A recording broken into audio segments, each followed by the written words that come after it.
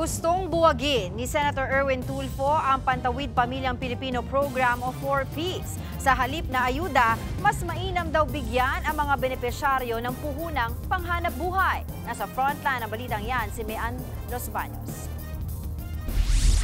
Ang Pantawid Pamilyang Pilipino Program o 4Ps ay flagship program ng gobyerno para matulungan ang mga mahihirap na pamilya. Pero pinapabuwag na ito ni dating DSWD Secretary at ngayon Senador Erwin Tulfo.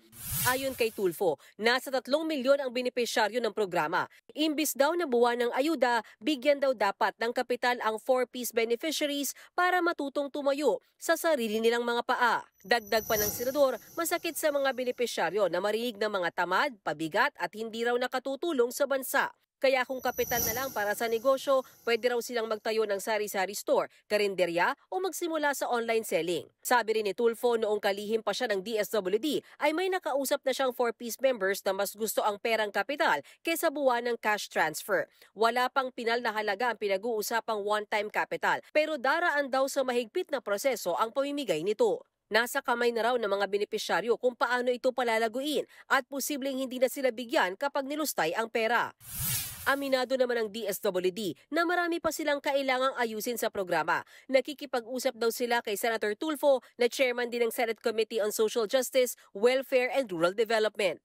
Pero para kay Congresswoman Laila De Lima na principal author at sponsor ng batas na nagpa-institutionalize sa 4Ps, hindi palamunin ang 4Ps beneficiaries. Hindi rin daw limos ang programang ito. Huwag daw sanang sirain ang 4Ps na may mabuting layunin. Katunayan, higit 1.5 milyong pamilya na raw ang nakaahon sa kahirapan dahil sa programa. Tutol din sa pagbuwag sa 4Ps si Senate Majority Leader Joel Villanueva. Pero gusto niyang bigyan ng training ang mga mahihirap na Pinoy para mas marami silang alam na trabaho. Mas okay daw kung gawing improved 4Ps. Pwede ring lagyan ng training ang isa pang programa ng gobyerno na tupad o ang tulong panghanap buhay sa ating disadvantaged, displaced workers.